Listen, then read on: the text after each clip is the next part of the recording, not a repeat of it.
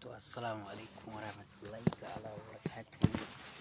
Yau dai Allah ya kawo yau dai duk mai buƙatar yi kallon fim Indiya wanda za a ga abubuwan mamaki. Gaskiya a wannan satin babu magana.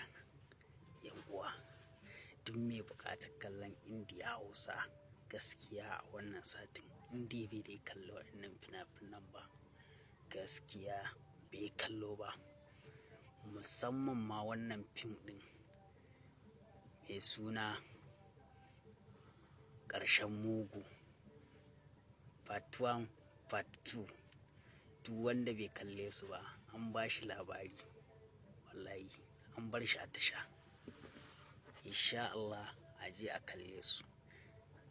Mai buƙata ya neme mu, ya bibi ɗan kwamfutan da yake zuwa a mai turi ya nemi wa'innan fina-finan.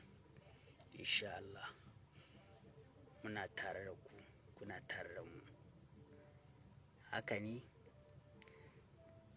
wanda yake tare da mu ya rubuta a comment section. Insha Allah mu kuma da zarar sun samu za mu fasta muku. Wa'inda ba su sani ba su sani, wa'inda suka gani fim ɗin da ya burge su kowanne iri ne su zo insha Allah za su gani.